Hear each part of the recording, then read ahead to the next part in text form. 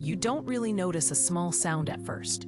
You tell yourself it's the pipes, or the fridge kicking on, or maybe the upstairs neighbor dropping something. That's what I told myself the first night. It wasn't loud, just 3 soft knocks at 3:11 a.m. 3 exact taps. Not on my door. No, that would have been too easy. It sounded like it came from the hallway wall, or maybe the floorboards, or maybe right under me. I didn't get up. I didn't want to encourage whatever it was, so I stayed frozen in bed, staring at the ceiling, listening to the quiet that followed. The next night, the knocks came again. Same time, same 3 taps. Only this time, they were definitely on my door. I held my breath, waiting for a voice, a second knock, anything. But there was nothing, just that electric silence that makes you feel like something is holding its breath with you. After about 2 minutes, I worked up the courage to check the peephole. The hallway was empty, dead still, lights buzzing faintly, no one there. I told myself it was a prank, probably some teenager messing around at night. Except, my building is mostly elderly people and couples with toddlers. There aren't any teenagers. I know every neighbor on this floor. At least, I thought I did. The third night was when things started to feel wrong. I woke up at 3:11 on the dot, not to knocking, but to the sound of footsteps in the hallway. Slow, deliberate, dragging slightly, like someone was walking toward my door, but taking their time. Gadamokiyahat, my heart was beating so fast, I could hear it in my ears. The footsteps stopped right outside my apartment. I didn't move. And then, the knocking came. 3 taps, but softer this time, almost gentle. Like whoever it was didn't want to scare me, or wanted me to come closer. I didn't sleep for the rest of the night. The next morning, I asked Mrs. Patel from down the hall if she heard anything. She lives closer to the stairwell and usually hears everything. She just looked at me with this confused frown and said, "Beta, no one lives on your side of the hall anymore." I blinked at her. "What do you mean, no one?" She shrugged, like it was obvious. "They all moved out months ago. You're the only one on that side." That wasn't true. I could picture the people living near me. A man in 4B. A young couple in 4C. A woman with the loud dog in 4D. I saw them all the time. I heard them all the time. But when I went back inside and opened the door again, the hallway looked different.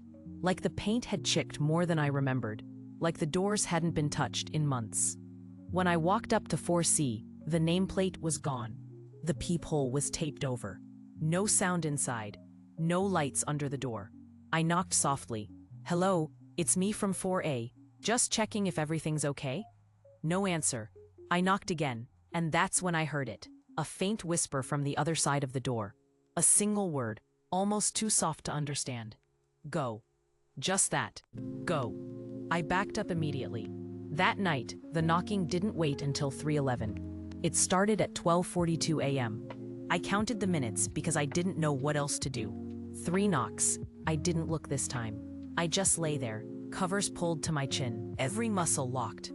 10 minutes later, 3 more knocks. 15 minutes after that, 3 more. It went on for hours, always in sets of 3, always evenly spaced, like someone was timing it, testing me, seeing when I'd break. Around 3 in the morning, the knocks changed. They weren't faint anymore. They were harder, more impatient. The third set shook the doorframe. I pressed my pillow over my ears, but that only made it worse. My heartbeat was louder than the sound. Then everything stopped. Total silence. And then, Vimi Sase, breathing. Right outside my door. Slow, heavy, too close. I could hear it like it was right against the wood. I don't know how long I lay there listening. Minutes? Hours? It felt like forever. And then, just as quietly as it came, it faded. I didn't sleep at all. The next morning, I called the building manager. I told him someone was knocking on my door every night. He seemed irritated. "You're on the 4th floor, right?" I told him yes. He paused for a long time. "There shouldn't be anyone on that floor." I told him that was ridiculous. "I've seen people there. I've heard people. I've lived here for over a year." He lowered his voice and said, "That wing was closed off a long time ago. Structural issues. Nobody should be living there at all." Then he hung up. I stared at my hallway for a long time after that. Something about the air felt wrong. Heavy. like the space had been holding its breath for years and only just remembered how to move again. That night, I decided not to wait. I sat on my couch, lights on, staring at the door. Midnight passed, no sound. 1 a.m. passed, no sound. 2 a.m., nothing. And then at exactly 3:11 a.m., the doorknob twitched, just once.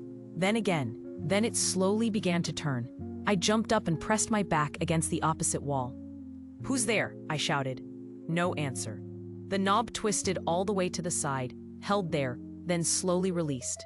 Then the knock started. Not 3 this time, just 1.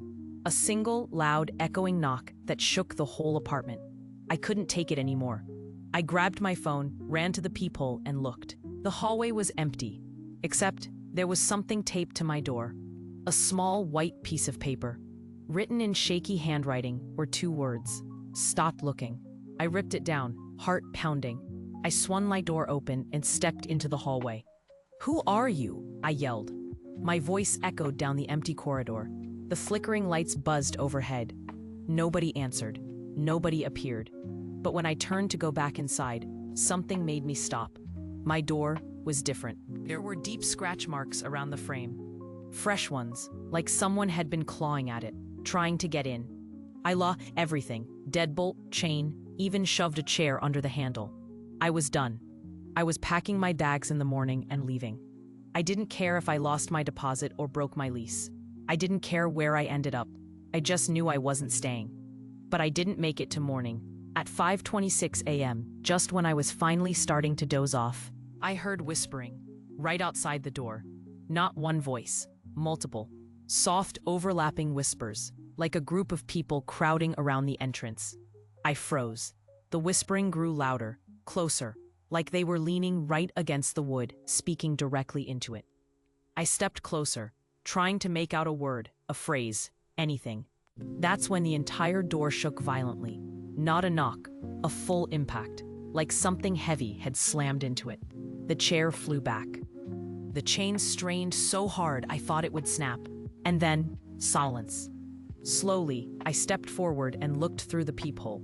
What I saw made my breath stop completely. Dozens of faces, pressed against the hallway walls. Pale, blank faces, staring directly at my door. Eyes wide, unblinking, mouths hanging open. Bodies stuck to the walls like shadows burned into concrete. They didn't move. They didn't blink.